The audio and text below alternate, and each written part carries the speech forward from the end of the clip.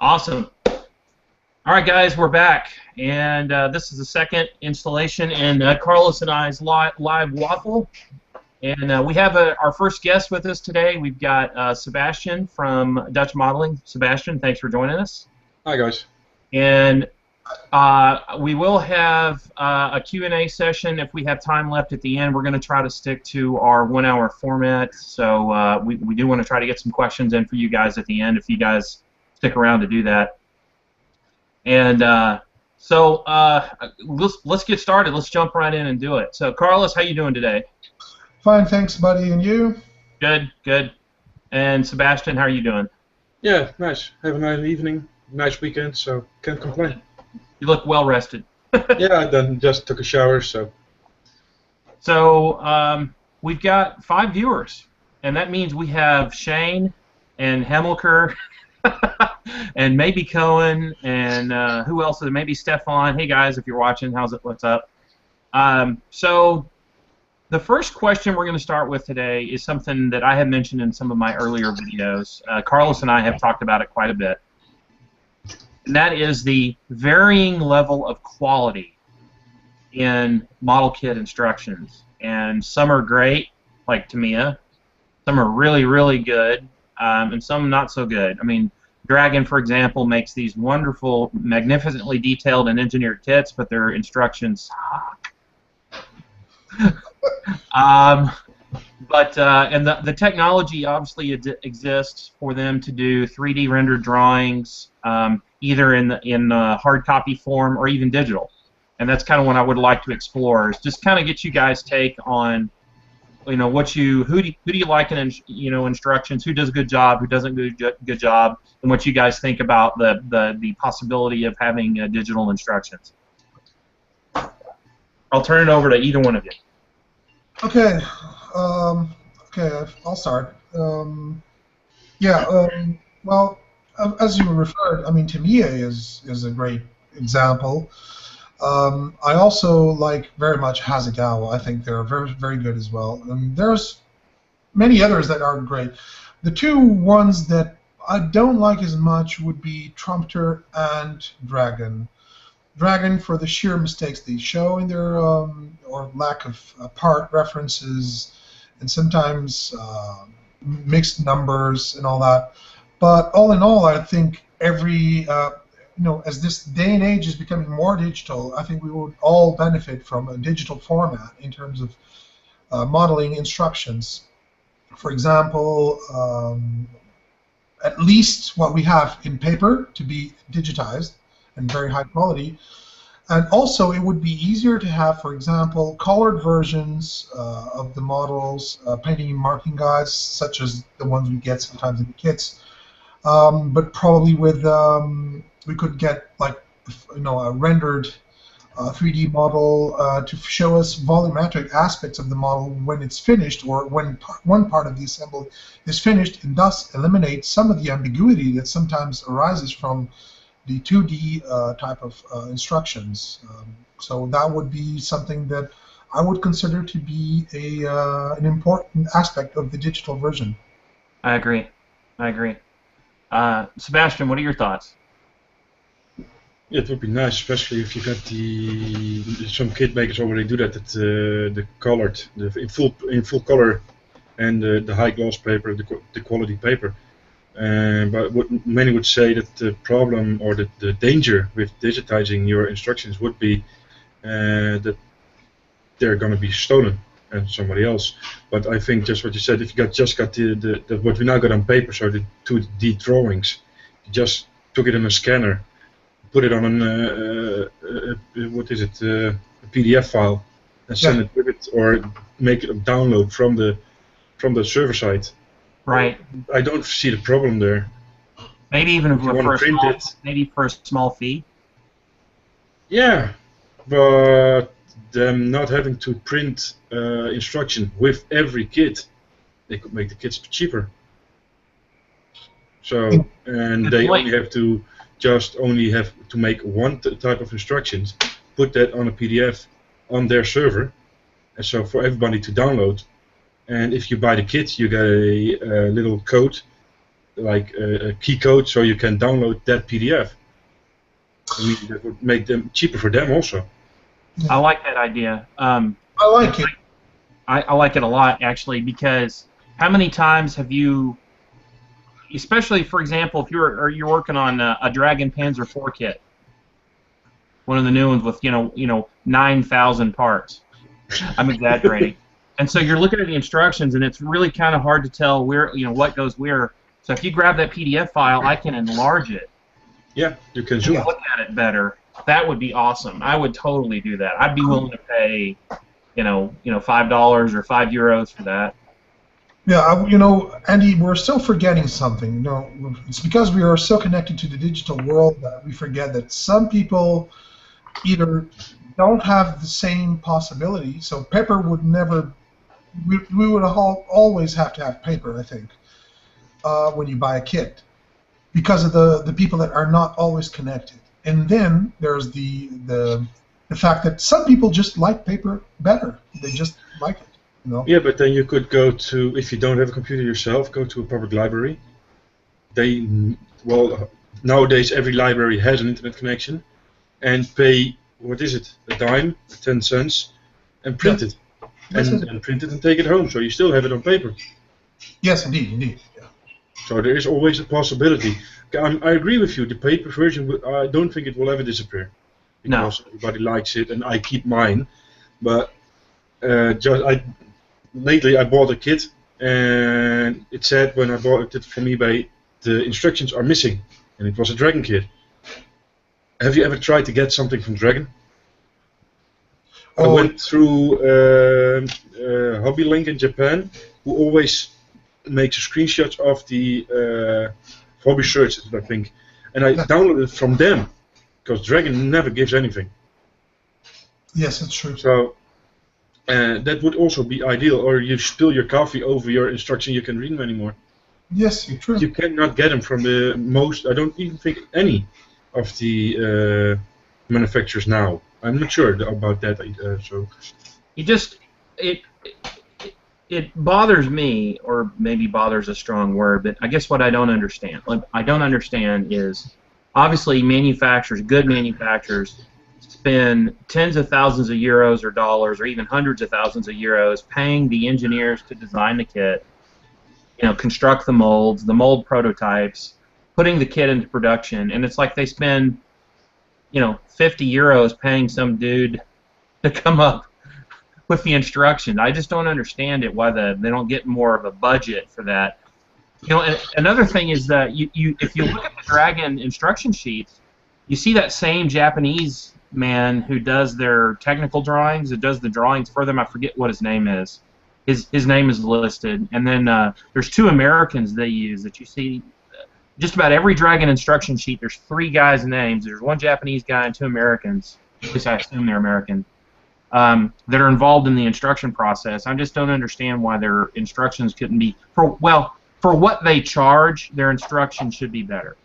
Now, I wonder if Dragon, if they got a new kit and they make the new instructions, why don't they let someone build one kit with those instructions and see if they are correct? Yes. Problem solving, yeah. It's quality control. That's just a test case. I was about to point that out. That seems to be the difference between these brands, such as the Mia Tasca or Asuka, that they seem to do their instructions as a user point of view, and Dragon just thinks, just puts it out there the way they think works. Not with the point of view of the guy that actually built the model and pointed out that this is not well done, this is not, like they are pressing for, they're going in a hurry to production. That's what it sounds, or it seems like.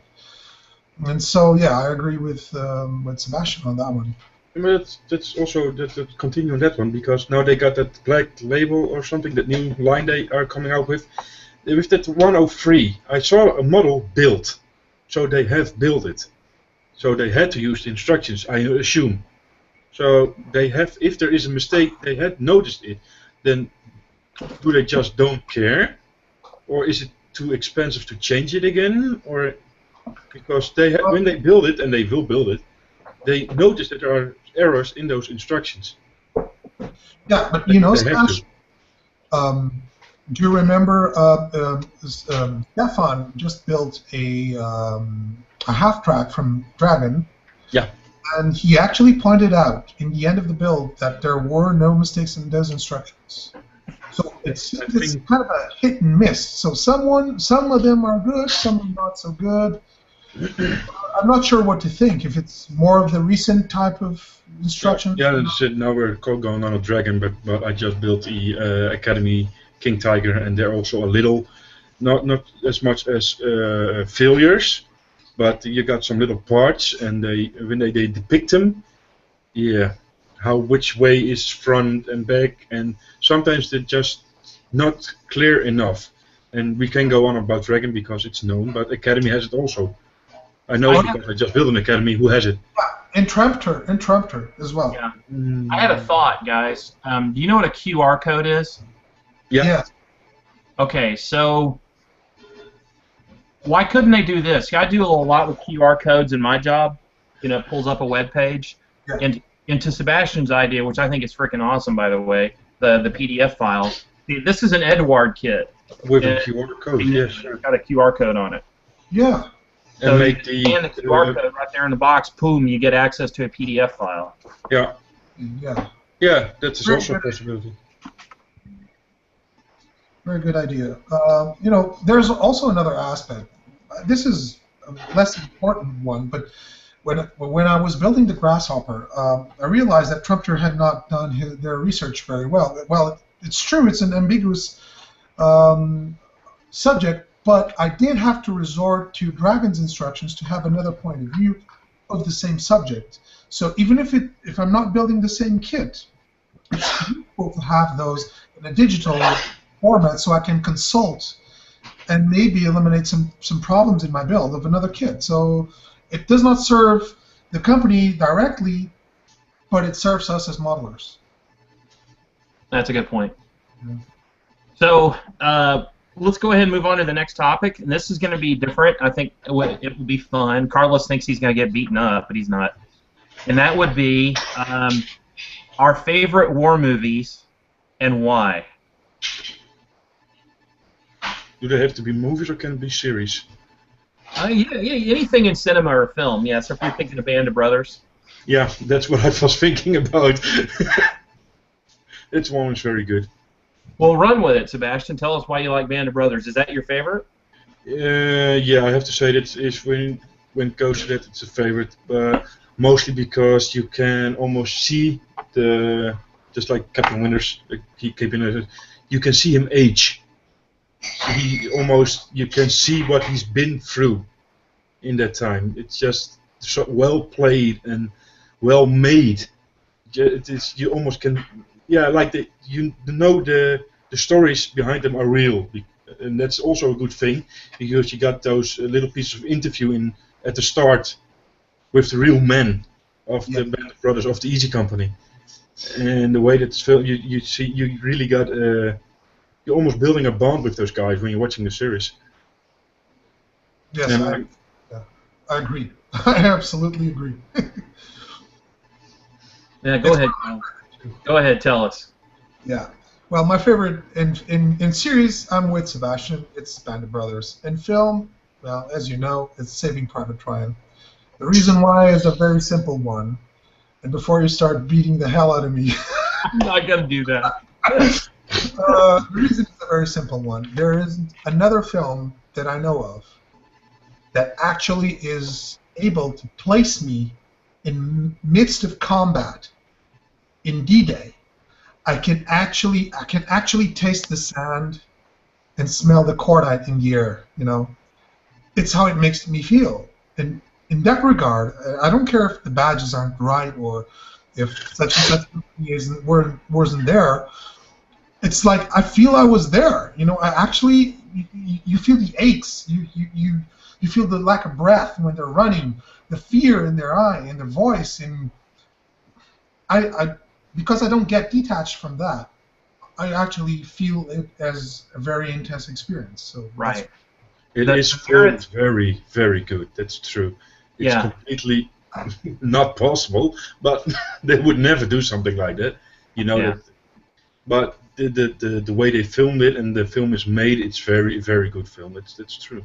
I think the groundbreaking, of course, the cinematography, the filmmaking of that movie was groundbreaking. It had never been done before, and of course, it's been copied so many times now since. I mean, that movie came out in what 1996. That old already? Yeah, or 98. I'm not sure now. 96 or 98. One of our viewers can hit Google and send it in as a question. So I mean, I agree. It's the what they did, in the first 30 minutes of the beach landing. It's spectacular filmmaking. That film did more to show the suddenness and horror of war, really, that no film has ever done. And Carlos, I'm not going to beat you up.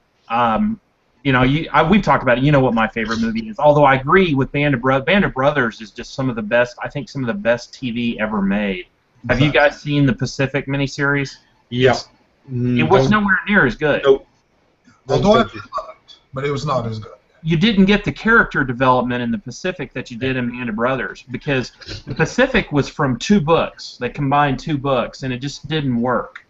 And then they just threw in the whole thing with John Bass alone, really, that didn't have any context with the rest of the story.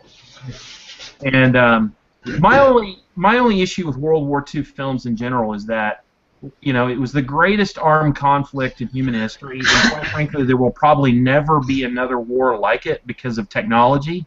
Technology will do away with the war of attrition when you can blow up your enemy's factories in an afternoon. Yeah. With laser-guided bombs, that'll never happen again. So, my only complaint with that film is that why do we need to do a movie about something that's made up about World War II? There are so many good stories about what actually happened. We didn't need to kind of bastardize it. It's loosely based on the whole Sullivan Brothers thing from the Navy, where the 4 or 5 brothers get killed, and they just didn't need to make up a story. But no, I do agree with you on that one. Yeah, I just there's, I think a great film, Hollywood will never make it, is about Operation Morcour. The invasion of Crete. It was the last time Germany used the Fallschirmjäger in any kind of large scale. They suffered 85% casualties.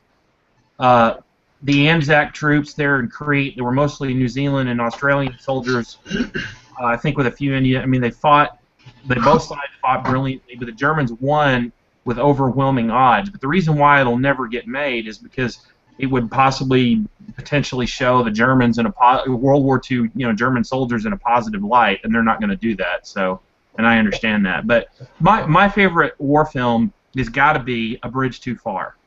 Oh, that's great. And Sebastian, if you haven't seen that film, of course I've heard stories about how they shut down Arnhem for weeks to film that movie. Oh, I know that film. Yeah, they blocked the traffic, and the cast in that film.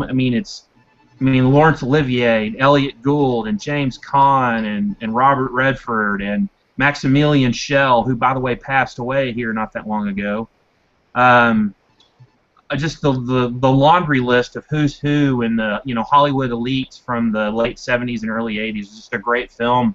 I'll never forget my father took me to go see that movie, and it was just the sheer hopelessness of the British Airborne unit on Arnhem just totally cut off, and does it hold up? Its special effects are nowhere near as good as what we see today because of all the CGI. They're using Leopard 1 tanks. But the mock-ups of the German APCs and stuff, they actually did a pretty good job. And it's just a great film. And of course it's Richard Attenborough directed it. He's won several Academy Awards, and it's based on Cornelius Ryan's famous book. He actually had 2 books made into films. You guys know The Longest Day, which is the old John Wayne movie. Cornelius Ryan wrote both of those books, but. Yeah, that's kind of that would be my favorite film. So, do you guys have any other thing you wanted to say about films or shows? Oh, you know what? I forgot. Just speaking of shows, Tom Hanks and Steven Spielberg are going to be doing a 3rd HBO World War II miniseries. Oh. Yeah, it's called the Fighting Eighth. It's about the Eighth Air Force operations, daylight bombing raids over Germany in 1943 and 44. It's taken from a famous book. The name of the book escapes me at the moment, but my understanding is that it's in pre-production and casting right now. So it's supposed to come out, I think, in early 2016. So that's one to look out for then. yeah, definitely, definitely. I'm glad I have well, I'm not going to say that on live. I've got a poached HBO Go account. Somebody gave me their login info. So, all right, so let's go on to the next question. And Sebastian, this is yours. I want to talk. Let's take the social aspect first. About talking about a little bit about the social aspect of the modeling nowadays, come with Skype and especially Hangouts. That's why you both know. I've been doing it now for 2 days. Just turn out Hangouts, send a lot of invitation out, and see who joins me with my modeling. Because how do I say it? Modeling always has been kind of a loner hobby. You're building in your home or in your cave without anyone around, and that's changing now a lot. And how do you feel about that? I think it's good. Carlos and I talked about this when he and I first started talking on Skype, and I've discussed it with Cohen. And this is a solitary hobby. You know, we do it by ourselves. And who else in the world am I going to be able to talk to about the different Panzerkampfwagen 4 variants than somebody like Carlos or you or Hamilker or Cohen or any, who am I going to talk to BF-109 aircraft, variants besides Aaron Newlands or Alex from Alex Modeling? No one shares our geekdom, our nerddom, except for the fellow God, I can't talk today, for the fellow modelers that are in the community, which is, people talk about how great this community is, and they're right. This, I think, is one of the best communities on the web.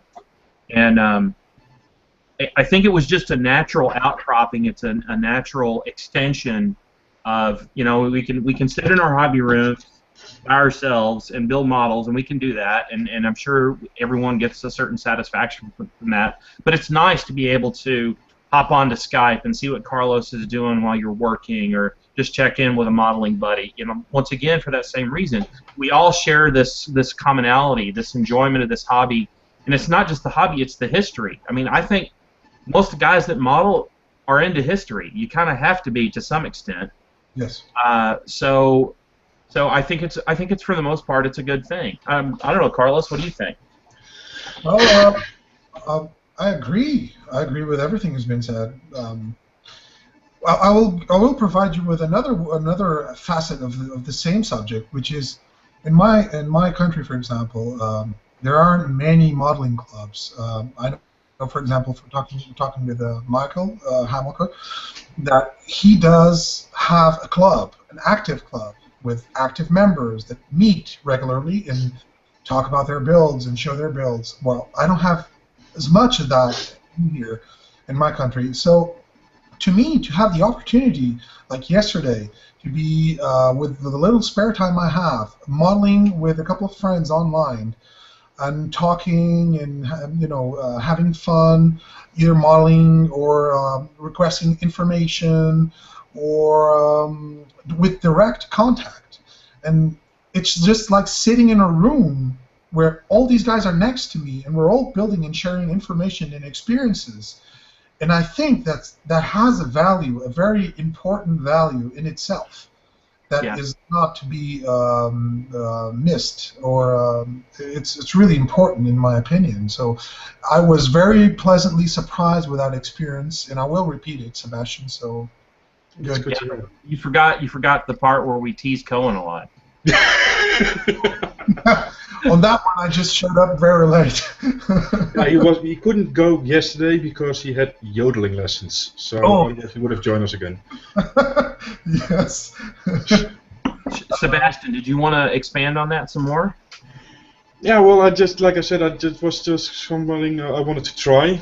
because I had heard of those hangouts and those live Waffle you do, and the 24 hours with Chris and Alex modeling. I joined that one, so I thought, let's give it a try and see what happens. So I didn't talk to anyone in particular to it. So Friday evening I was home, I started Hangouts, I just opened the channel, and I was on the Skype from the ISM group.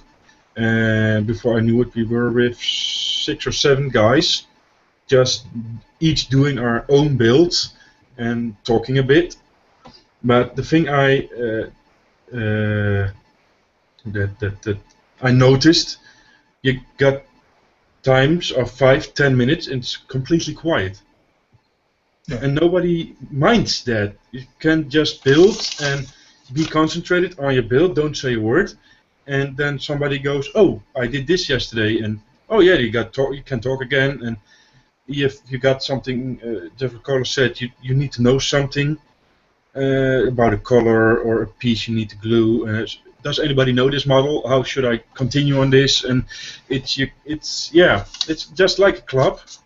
But now the members are from Holland and Portugal and America and Canada and Great Britain and Sweden, and that's a group of guys that normally would never ever see each other. Yes. No chance. And that's great about this, I think. Yeah. I think Stefan was arguably the guy who made the most noise in the room too. So. Oh my God. He was bending photo etch, my friend. I went quiet. Just Stefan, if you're watching, bud, I'm just messing with you. Yeah. Stefan, the great one-word answer. Yep. Yes. Yeah. There's another thing that I think is very in show when you do that, Sebastian, is that we all like to share not only what we do as to share the good times of our hobby. So we do that in our videos, but it's still a very loner thing to do a video. It's still you and the camera. But when you're getting into this Hangouts room where everyone's modeling, you get to share immediately, and even about simple things. You know, you're not doing an update or anything. You're just sharing immediate experiences, and sometimes that gets lost in the videos. So that's another very good aspect of it. Yeah, it is. I'm just looking at the Q&A section. Stefan just came in. Sorry. So, yeah, and I liked it until now. I did it now 2 times. I built that Academy King Tiger in 2 days. So yeah, it's good for the building, and I'm gonna keep continuing it every Friday and Saturday. If I have the time, I'll just set it up again and see who joins. Did you say you built it in 2 days? Yeah, eventually, yeah. I got 2 sessions of 6.5 hours, so and just building. Yeah, that would do it. So yeah, I'd have to paint it, of course, but the build is done. Yeah, and it looks great. There's some AK primer headed for that King Tiger. Yeah, maybe not tonight, but it will somewhere next week if I have time. Yeah, it sounds good. All right, so you also wanted to talk about buddy builds that aren't necessarily buddy builds. Yeah, that's just going to be probably a little bit controversial, and there will be people that will be going now from, oh no, not again, not those group builds. But yeah, those group builds. The thing I noticed, and I don't know if it's going to be a trend or is it just those 2 separate cases and it's nothing more, is a lot of people now seem to go from, no, I'm not doing any more group builds, I'm too busy, let's do a handful of buddy builds. And I noticed it on ISM, there is one particular, it's the Challenger 2 buddy build. And there are about, I didn't count them, but I think 10 or 15 entries into that buddy build. And then somewhere I'm thinking, okay, so what's the difference between a buddy build and a group build nowadays? Because in my eyes, a buddy build is when I build something, and Andy and Carlos, so we're 3, maybe 4, but mostly 2 or 3, building the same model. Right. So you can exchange thoughts on that model. That is, in my eyes, is at a buddy build. But if it's growing until 10, 15 entries, it's no more a buddy build. It's just like the BT7 you did, Andy, with Cohen, Yeah. Panzermeister, and I'm forgetting someone I know. Jim Chandler. Yeah. So Jim, that were yeah, 4. Jim joined us later on. Yeah, so what's in that case, and that's only 4, so that's on the edge. But in my opinion, okay, what's gonna be the difference later on between a group build and a buddy build? I mean, those lines are fading very fast Right. this way. So you're gonna say, I'm not going to do a group build, but I'm gonna do a buddy build. It's gonna be the same eventually. Another, you know where I'm going with this? Or? No, Yes. I totally understand. I think really the only significant difference between a buddy build and a group build is with a buddy build, there's no deadline that's stipulated. Yeah, but your recce group build you started now Right. doesn't also really have an end date. Somewhere next year, about a year, maybe end of February, maybe end of May. A real end date you didn't give it. Yeah. So,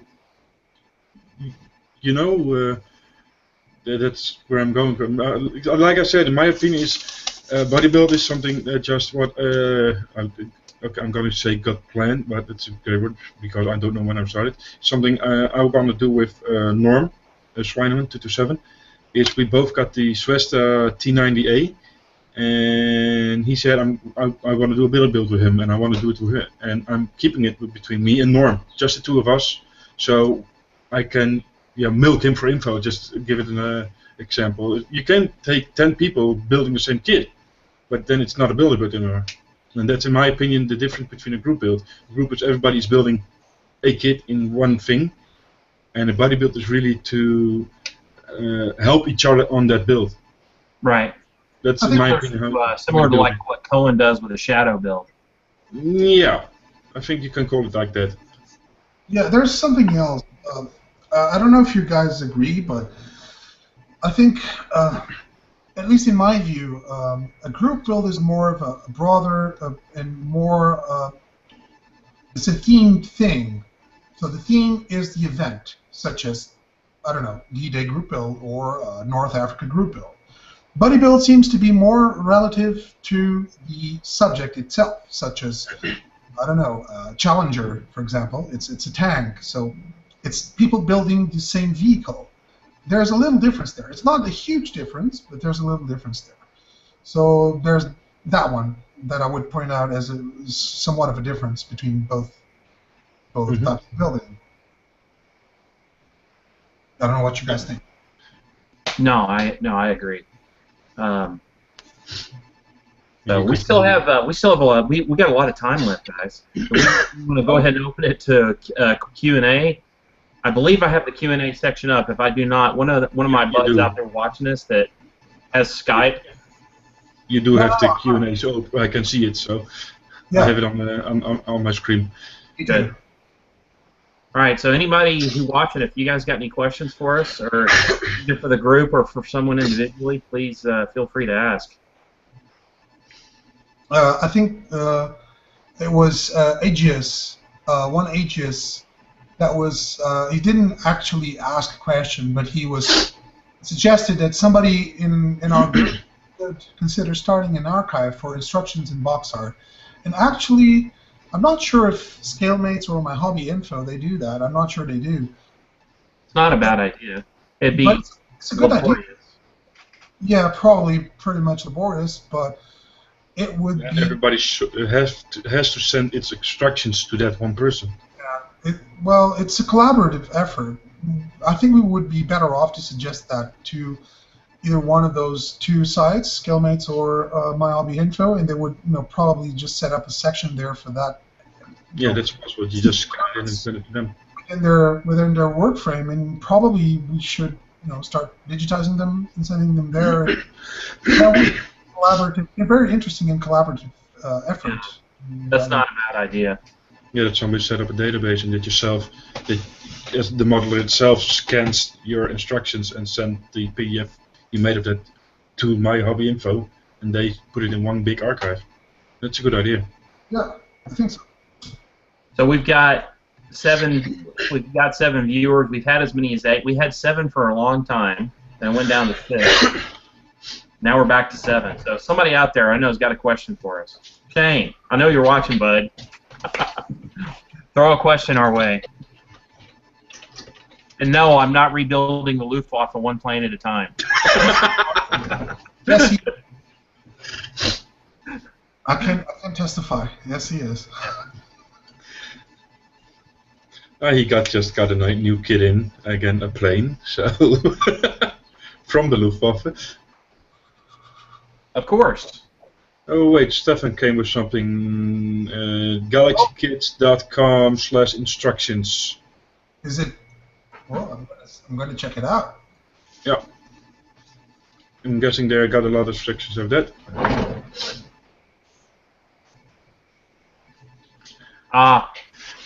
Shane's saying his favorite. I'm just now seeing this. I guess I should actually use my mouse occasionally.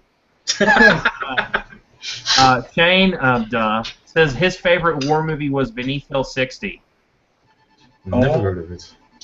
Not a bad movie. It's an Australian film about the guy was a miner from Australia, and he was I think he got a battlefield commission in the British Army, and they made him in charge of digging this tunnel underneath the German positions, and they laid a bunch of explosives under the German trench, and they blew it up, and it was, I think, the largest non-conventional or conventional explosion in history.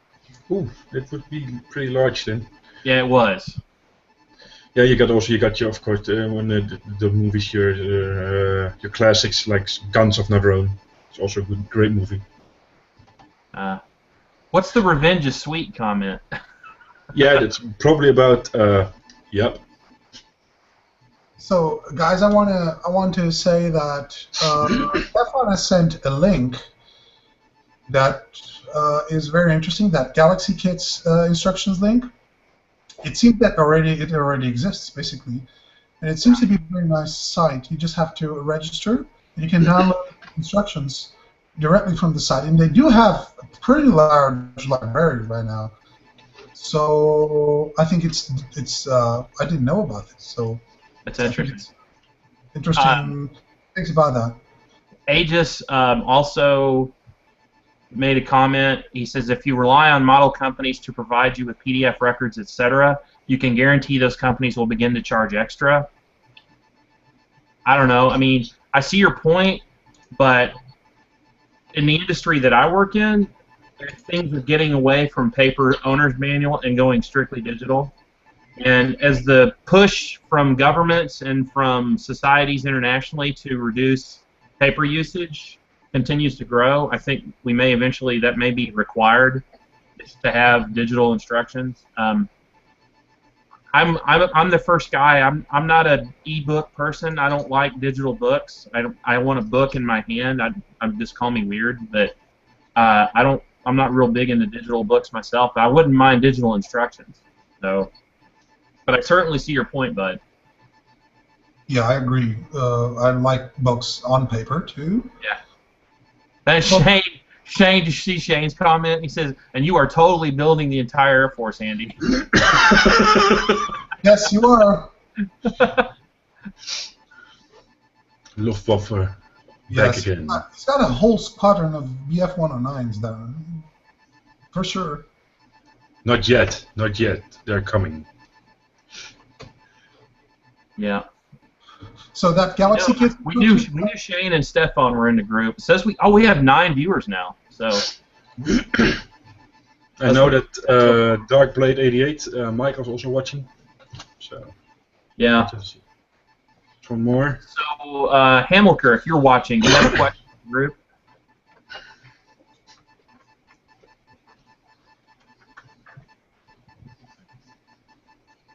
I thought he was going to be watching. He may not be. He's a busy guy. Yes, maybe Guido were watching also, I think.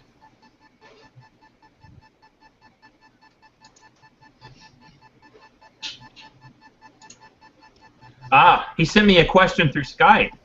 Ah. Yeah, Michael or Hamilker, excuse me, is asking. He wants to know what the wind velocity speed is of the North American swallow. No, I'm kidding. He said, question for you guys. World War I anniversary is lurking. What are your plans with regard to model building? Excellent question. Well, I have a TACOM on my stash that I'm going to be building.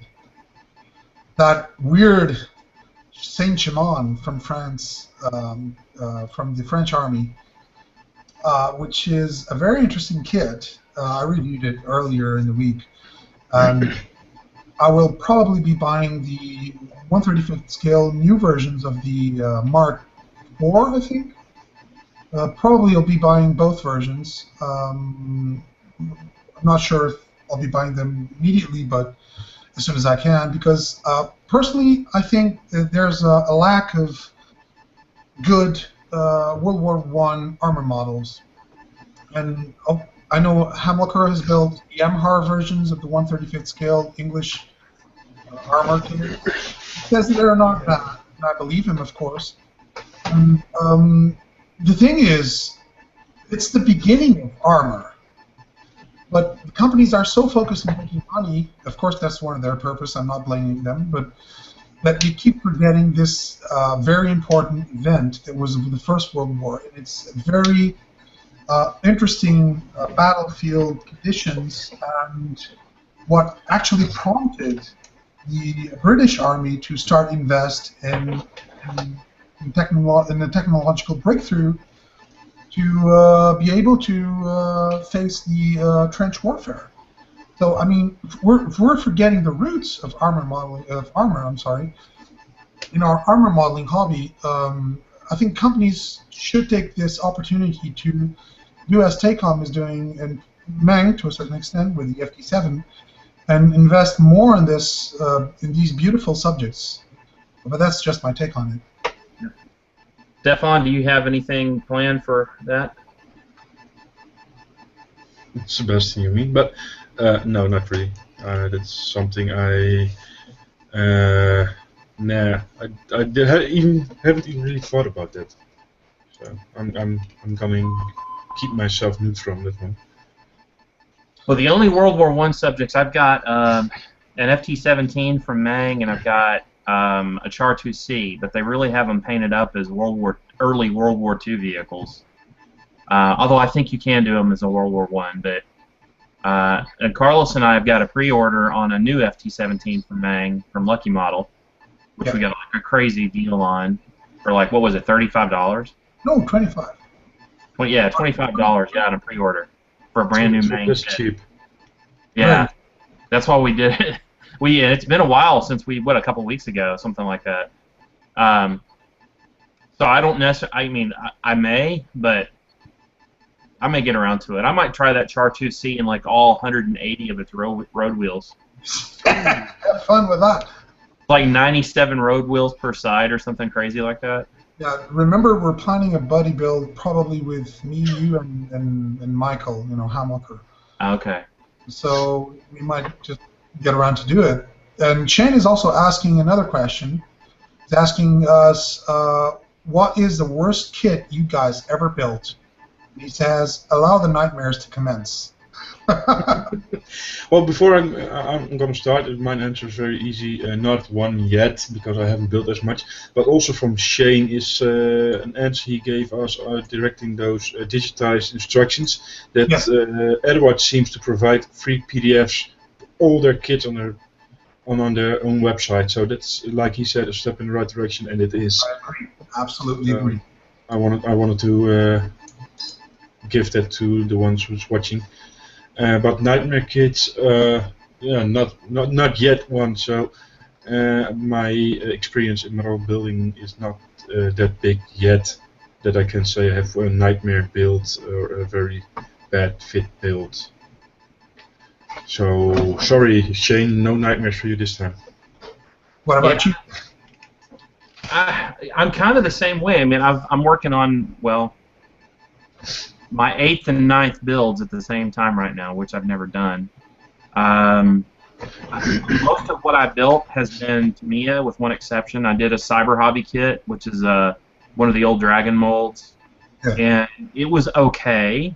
It wasn't Tamiya. I built that really old Tamiya Panzer IV, that Alf's D, that like 1974 kit, Yeah. and it was a Tamiya. It fit. It just kind of you cut the parts off the screw, you put them in the box, and you shake it, and it comes out built. I've really never had any issue. I just don't have, I guess, enough experience under my belt. So, what about you, Carlos? I would have to say a couple of Italeri kits. Maybe it's just me, and I will say this to you guys. Maybe it's just me, and please, take this with a grain of salt. But I built a Panther Os A, I think, from Italeri that sucked. The shape was great. I mean, it looked like a Panther, but the way it was built and the way the Zimmerit was made to fit on it, they provided extra plates to glue on top of the surface, and these plates were too thick and unwieldy.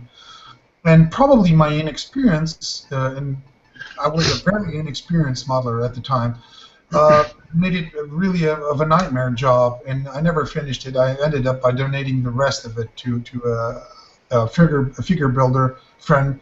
He wanted to just use a little wedge part of the built kit for one of his dioramas or vignettes, and I did try to build an Aufsplachung. I'm sorry about the pronunciation, guys.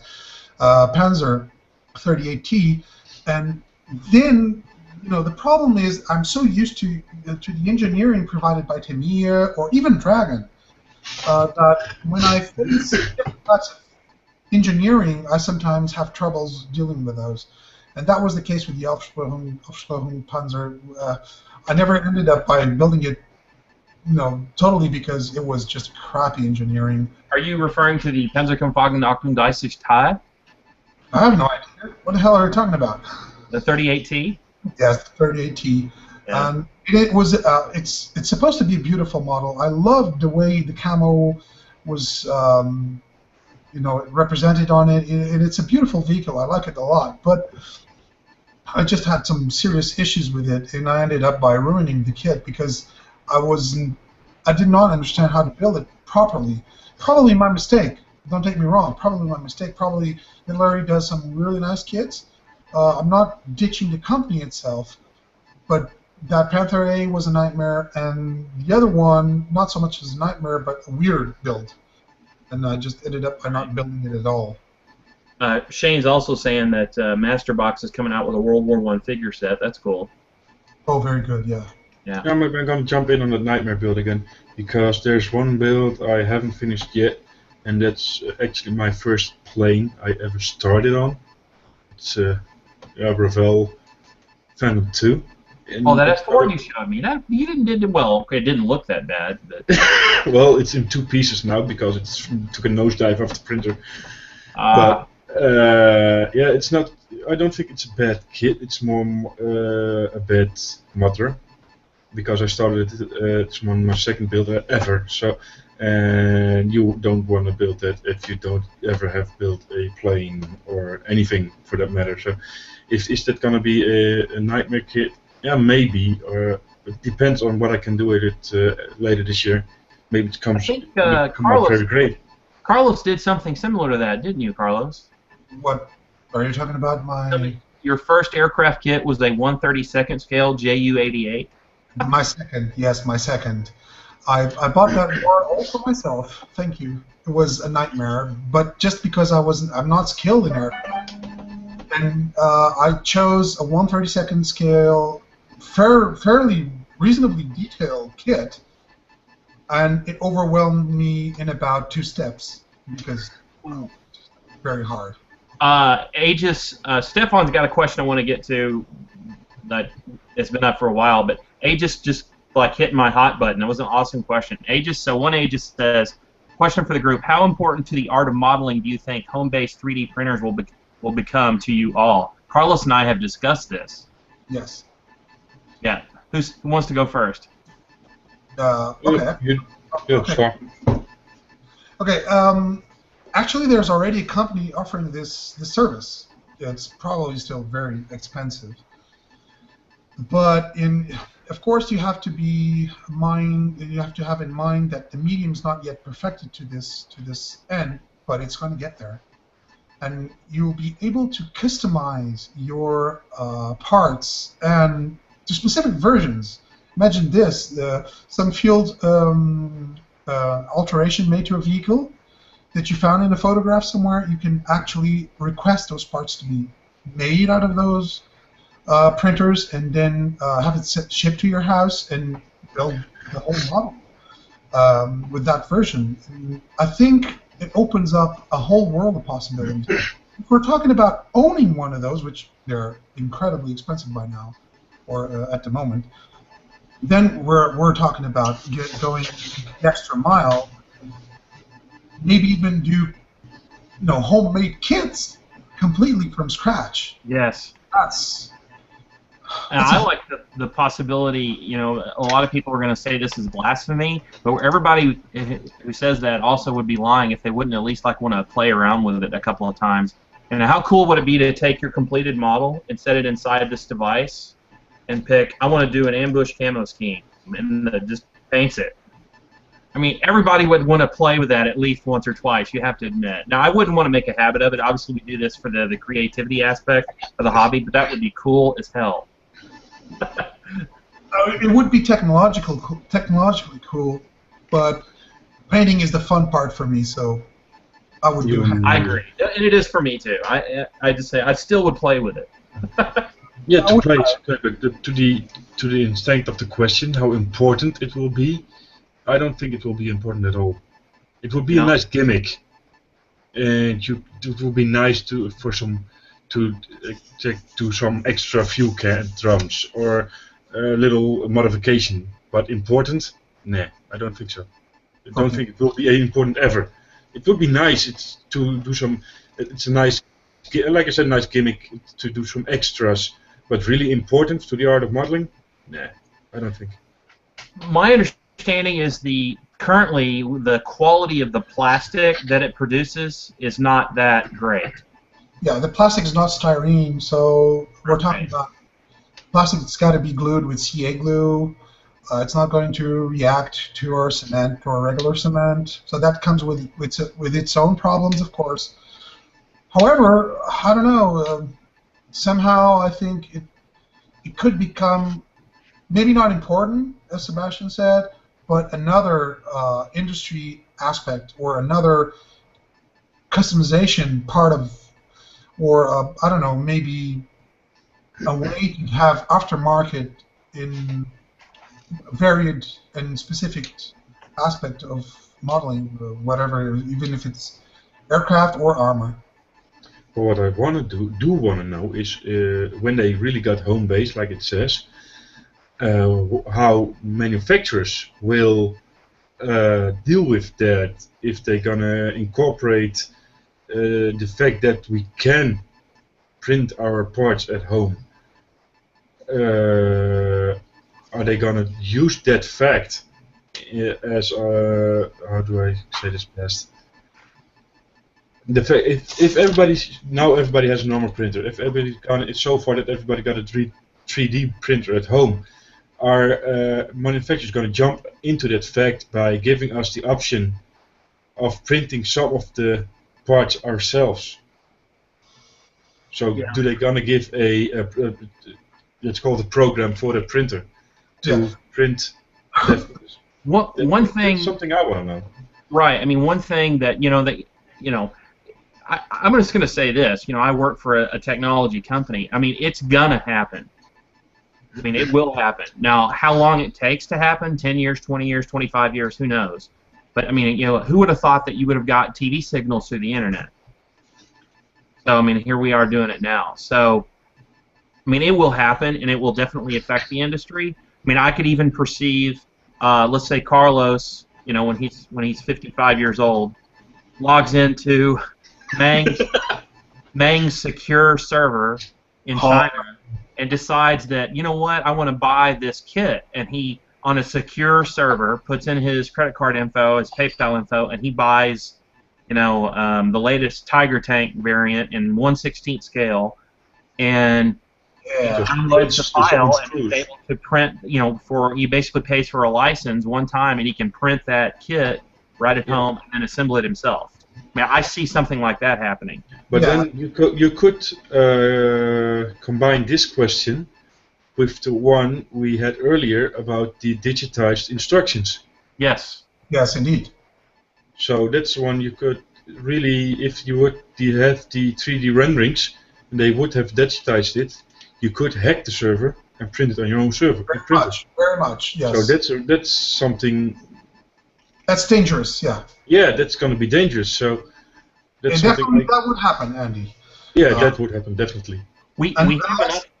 We have enough time left. I hate to jump around, but we have enough time left because I wanted to address. I think it's a cool question. Stefan, sorry, bud, we're just now getting to this. Stefan had asked, question for the group: your dream kit to build. What would be your dream kit? We have enough time left to do that. Right now, I have it in my stash. It's that Task 124th scale Panzer II. Ah, good choice. I have it in my stash, so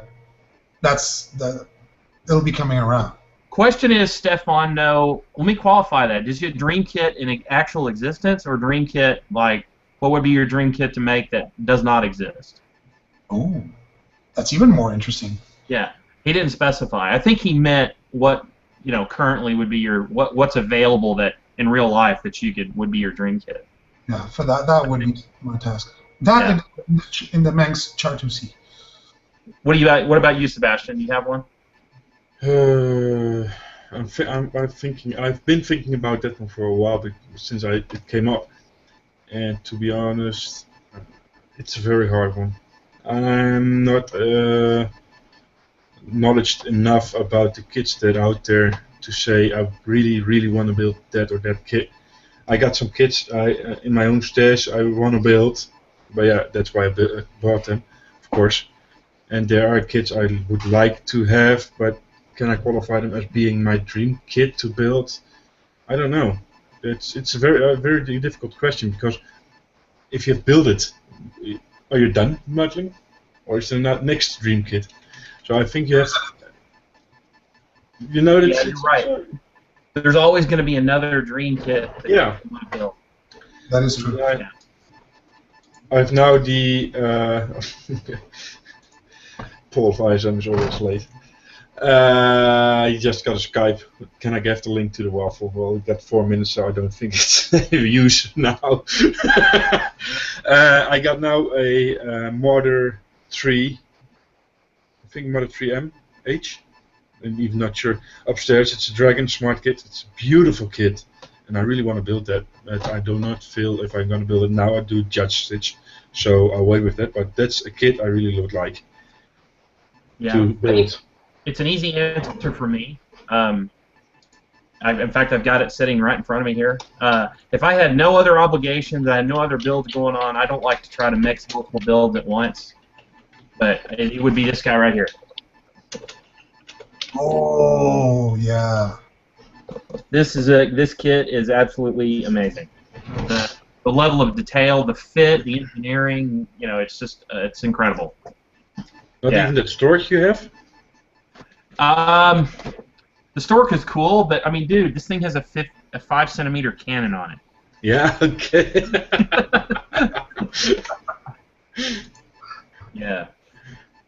Yeah, it's just a really cool aircraft. I was explaining to Carlos. I don't know if you guys. And this, of course, this is a little off topic. This little gun blister right here. Yeah. These Mark 103. They were 30mm cannons. The Germans called them Schlagmusik, which I guess was 1940s slang for American jazz. That's what their slang was from jazz. So the rear gunner, the radio operator and gunner, could rotate these 90 degrees, so they could would fly underneath an American bomber and strafe the bottom of the bomber with its 30mm cannon on each side. That's just, it was freaking awesome. You wouldn't want to be on the receiving end of that. No, thanks. So I got 159 my time, so I guess that wraps it up. We had the most viewers. Actually, we got 10 viewers, which is the most we've had the whole time. We were at 7 for a long time, kind of vacillated between 7 and 8, so we have 10 now. That's Paul just joining us. Sorry, bud, we're about to sign off here. Yeah. Once again we thank everybody for joining us, and thanks for coming in. Aegis just sent us a really nice thank you message. Gentlemen, thank you all for taking the time to answer my question. It has been an absolute pleasure listening in. You bet, bud. Carlos and I, just like we mentioned before, we're going to try to do this about once a month, and we'll have another guest on our next session. And Sebastian, thank you very much for taking time out of your busy day as a father of two and everything that you have going on in your life. Thank you for having me. It was Carlos, a little honor. Always good to talk to you, even though you look like you belong in American History X.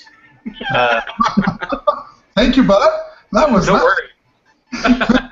So, everyone, have a good afternoon, and thanks again for joining in. Yeah, thanks, Sebastian. Thanks, Andy. Bye-bye. Bye, guys. Bye.